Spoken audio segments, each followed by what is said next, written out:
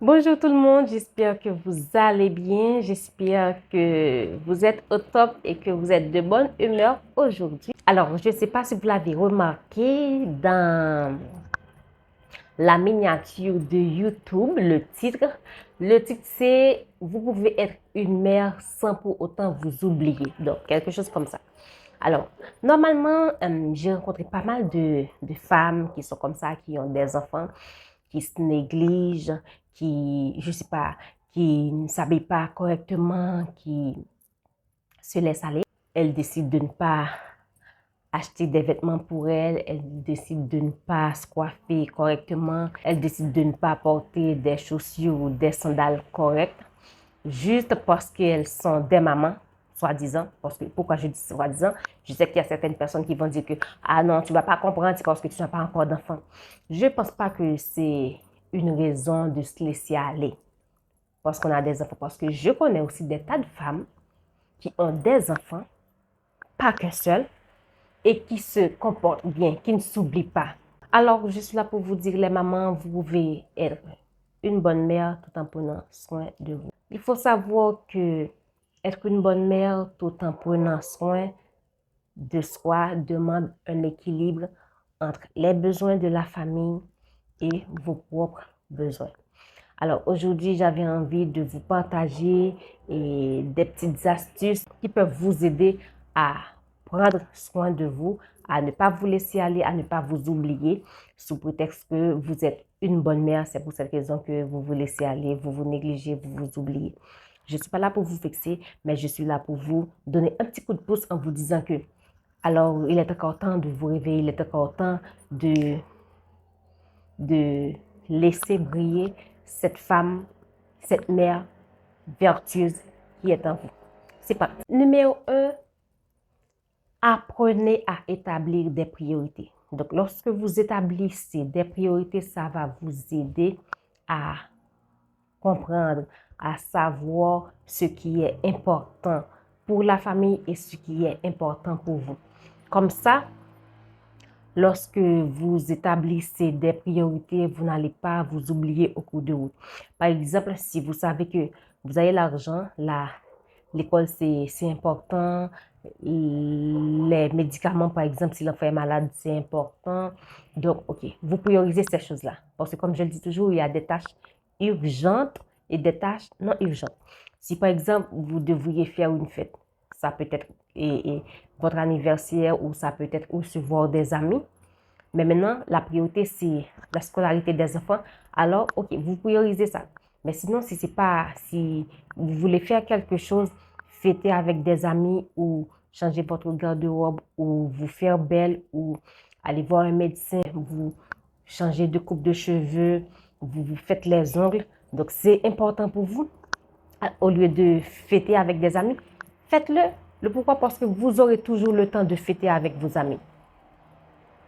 Mais prendre soin de vous, c'est très important de prendre soin de vous donner de l'amour. Les amis, la fête peut attendre. Mais vous donnez de l'amour, c'est important. Prenez du temps pour vous, donnez-vous de l'amour, prenez soin de vous parce que votre corps, c'est votre temple et je vous le dis toujours, la seule personne qui restera avec vous jusqu'au tombeau, c'est vous, c'est votre corps. Les autres vont vous déposer et voilà, ils vont partir. Donc, prenez soin de vous, donnez-vous de l'amour, ne vous oubliez pas. C'est très important. Deuxième chose, c'est prendre soin de soi. Donc, je viens de parler un tout petit peu dans cette première partie où je parle de priorité. Prendre soin de vous, c'est vous faire belle. C'est essayer de porter des choses et de valeur, pas des choses et tout abîmées. Et coiffez-vous les cheveux, vos ongles, pensez à vos ongles, vos pieds. C'est très important parce que vous êtes l'image de votre enfant. Vous imaginez, vous allez chercher votre enfant à l'école et vous avez des chaussures vraiment pas bien cirées ou vos ongles sont vraiment mal faits. Non, c'est pas bien. Vos vernis sont écaillés. Non. Vos cheveux sont mal coiffés. Non, non, non, non, non. C'est pas bien. Vous êtes l'image de votre enfant. Une femme qui s'oublie sous prétexte que je suis une bonne mère, alors je m'oublie. Non, vous faites fausse route. Vous allez faillir à votre devoir. Le pourquoi? Parce que les enfants copient ce qu'ils voient. Donc, vous vous comportez mal, vous habillez mal. Donc, vous donnez l'exemple, c'est ce qu'il va faire. Donc, vous prenez soin de vous, vous vous donnez de l'amour, vous passez du temps avec vous, vous prenez soin de votre santé physique, de votre santé mentale. C'est ce que vos enfants vont faire ou votre enfant va faire. Donc, c'est très important. Ne vous oubliez pas parce que vous êtes l'image de votre enfant. Donc, quand on va demander à votre enfant, et où est ta maman, où est ton papa? Donc, si vous vous présentez mal, je vous assure que votre enfant sera très gêné de dire que voilà, c'est ma maman, elle est ici. Ou du moins, si l'enfant dit voilà, c'est ma maman, elle est ici, vous allez voir de la gêne dans ses yeux. Alors, ne vous oubliez pas, prenez soin de vous les mamans, c'est très important. Faites-vous belle. Vous le méritez d'ailleurs. Vous le méritez. Troisième chose, acceptez de ne pas être parfaite. Acceptez que vous n'êtes pas parfaite. Nul n'est parfait. Alors, vous ne pouvez pas tout contrôler, vous ne pouvez pas tout faire, vous ne pouvez pas tout faire pour faire plaisir à votre enfant, à votre mari, à la famille. Et ne culpabilisez pas quand vous priorisez, par exemple, quelques minutes pour vous, quand vous passez du temps avec vous, loin de votre enfant. Donc, du temps, je ne sais pas, pour méditer, du temps pour danser, du temps pour faire de la musique, une bonne lecture, du temps pour rigoler avec et vos amis, pourquoi pas, pour tchatcher un peu avec des amis, ou pour vous former aussi, parce qu'il n'y a pas que le chat, il y a des tas de choses sur les réseaux sociaux qui donnent des formations gratuites ou payantes. Formez-vous. Comme ça, votre enfant sera fier. Voilà, j'ai une maman intelligente, j'ai une maman au top. Il sera très fier de dire, voilà, ça, c'est ma maman. C'est très important. Alors, formez-vous, ne vous négligez pas, vous n'êtes pas parfaite. Ça peut arriver que vous avez oublié de faire quelque chose. Ça peut arriver que vous avez, je ne sais pas, vous avez oublié par exemple, de ce que vous avez dit que vous allez mettre dans sa boîte à lunch. Vous avez changé la donne. C'est plus la même chose. Donc, vous n'êtes pas parfaite. Ça peut arriver. Ça peut arriver que vous n'avez pas de moyens pour donner à votre enfant un lunch vraiment excellent, succulent. Mais ça ne fait pas de vous une mauvaise mère. Donc, dites-vous que si un jour, vous ne faites pas les choses correctement, que ce soit pour la famille, pour votre enfant ou vos enfants ou pour votre mari, ça ne fait pas de vous une mauvaise femme, ça fait pas de vous non plus une mauvaise mère. Donc, il faut savoir se prioriser parfois. Ce n'est pas de l'égoïsme, mais c'est très important de penser à vous et à vous seul. Pourquoi je dis ça? Parce qu'on va dire que si vous êtes le pilier de la maison, donc maintenant, voilà que le pilier, il y a beaucoup de fissures. Donc là, je parle de fissures. Vous êtes malade, vous ne prenez pas soin de vous, de votre santé physique, de votre santé mentale. Maintenant, vous allez tomber malade. Et lorsque vous tombez malade, vous ne pourriez pas faire la lessive, vous ne pourriez pas coiffer votre fille pour aller à l'école, vous ne pourriez pas préparer le petit déjeuner et tout le tralala. Je sais que c'est pas que votre job, parce que dans une famille, on est une équipe. Tout ne repose pas que sur le dos de la femme. On est une équipe. Si je ne peux pas faire quelque chose, si je suis malade, je ne peux pas faire, mon mari devrait être en mesure de faire certaines choses. Je ne vais pas dire de tout faire parfaitement, comme la maman peut le faire, mais l'homme devrait être en mesure de faire ces choses-là. Pourquoi je dis ça? On va prendre l'exemple des pères célibataires, des pères qui élèvent seuls leurs enfants. Donc, ils ont fini par y arriver. Donc, si lui, il le fait, vous pouvez aussi le faire. Là, je parle pour les papas. Vous pouvez aussi le faire. Tout ne repose pas que sur le dos de votre femme. C'est très important. Et vous, les mamans, je vous le répète, ne vous oubliez pas sous prétexte que vous voulez jouer au rôle de la bonne mère. Non. Demandez de l'aide. Donc, il est important de demander de l'aide. Demandez de l'aide à quelqu'un si vous ne pouvez pas faire quelque chose, si vous n'avez pas le temps de vous passer les uniformes, les vêtements, de coiffer votre enfant.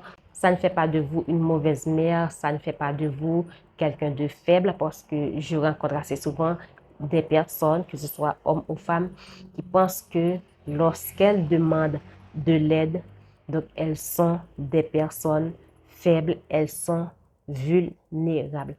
Demandez de l'aide, ne faites pas de vous quelqu'un de faible, quelqu'un de paresseux, quelqu'un de vulnérable.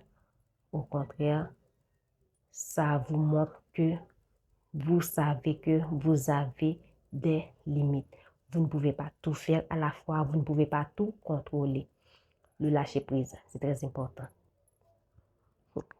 Alors, si pour demander de l'aide, que ce soit votre partenaire, votre mari ou quelqu'un de la famille ou une voisine, c'est important de demander de l'aide.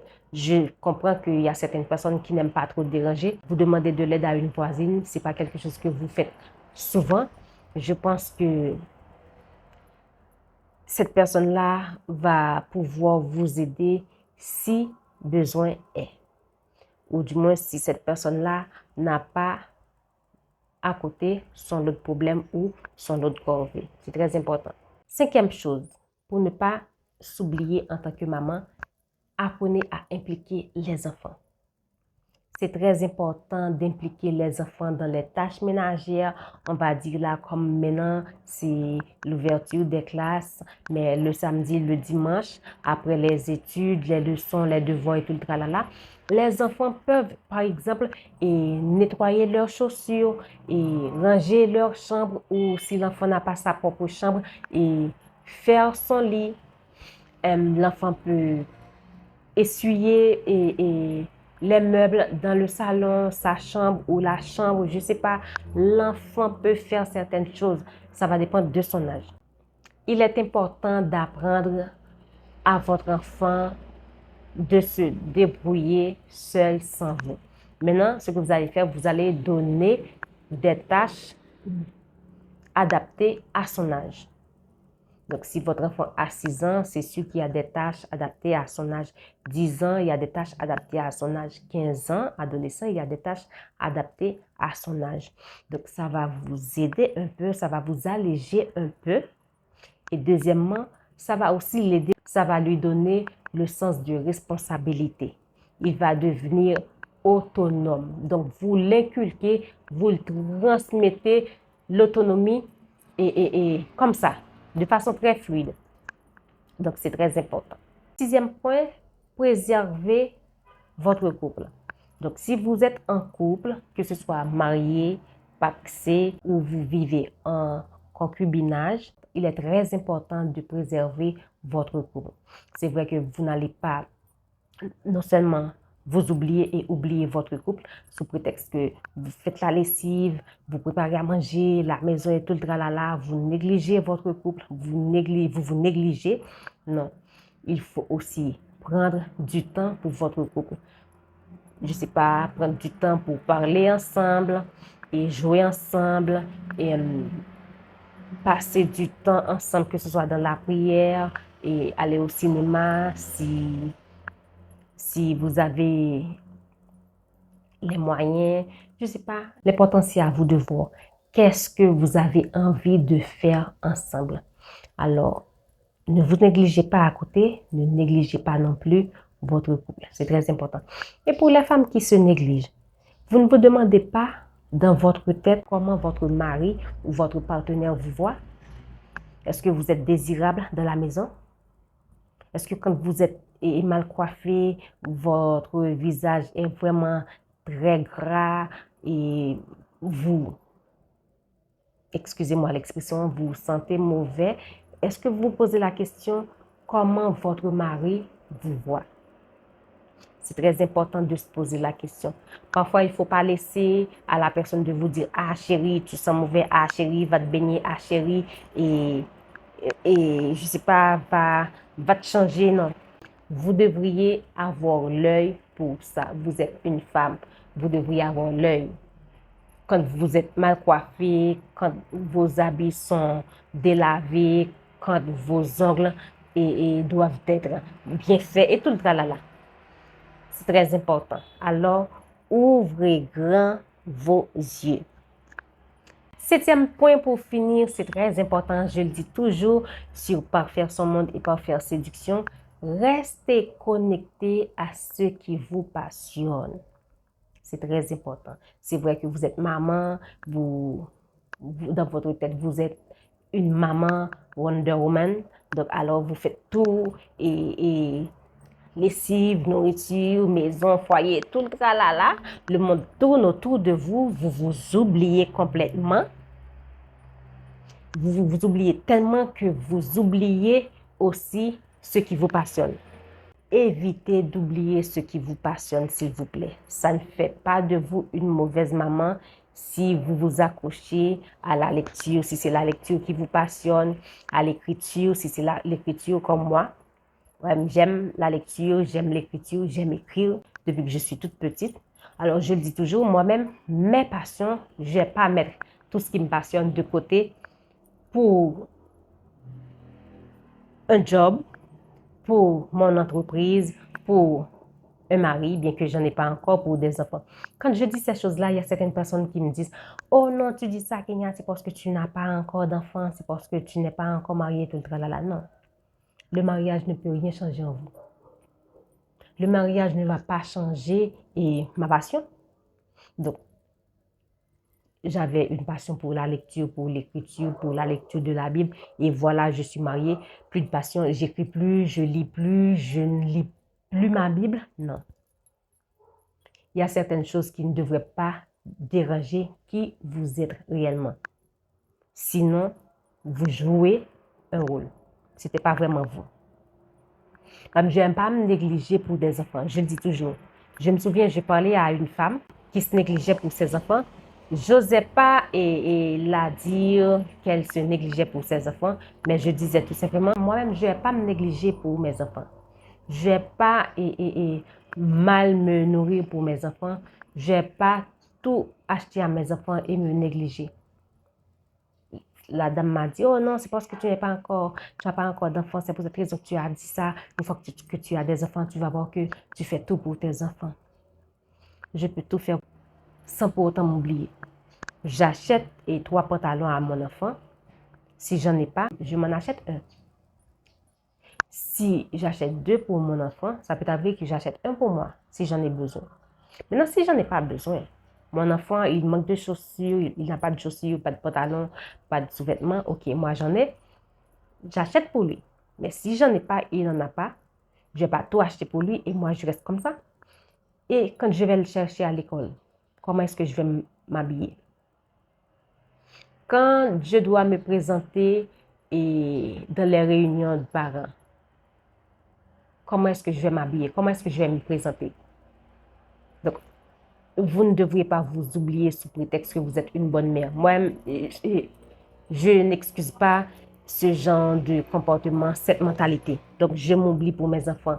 C'est ce qui prouve que je suis une bonne mère. Donc, la société va dire, voilà, elle est une bonne mère, elle s'oublie pour ses enfants. Non. Ce n'est pas bien ce que vous faites parce que vous êtes l'image de votre enfant. Donc, si vous vous présentez mal à l'école, à l'église et en présence de ses amis, vous allez blesser votre enfant. Et votre enfant ne sera pas fier de vous. Moi, je le dis et je le répète. Peu importe, j'en avais 5 enfants, 3, je ne vais pas me négliger pour mes enfants. Je dois faire la fierté de mes enfants. Mes enfants devraient être fiers de dire, voilà, elle, c'est ma maman qui est là-bas. Elle, c'est ma maman qui est en train de parler. Elle, c'est ma maman qui a fait telle ou telle chose. C'est à vous de faire en sorte que votre enfant soit fier de vous. Vous oubliez sous prétexte que vous êtes une bonne mère, ça ne le fait pas. Alors, pour conclure, je voudrais vous dire que en prenant soin de vous, en vous donnant de l'amour, en vous priorisant parfois, je ne dis pas tout le temps parce que vous êtes mère au foyer ou vous êtes mère, épouse, en vous priorisant parfois, en mettant du temps à côté pour vous, ça va vous aider à être une mère épanouie, joyeuse, sereine. J'espère que cette vidéo va vous aider, va vous booster, va vous aider à voir les choses d'une autre façon. Je vous dis à la prochaine pour une nouvelle vidéo. Et si vous avez des questions, n'hésitez pas à nous les poser en commentaire. Je me ferai le plaisir de vous répondre dans la prochaine vidéo ou dans une petite vidéo toute courte. J'espère que vous allez passer une très bonne journée. Je vous dis à la prochaine. Bye bye.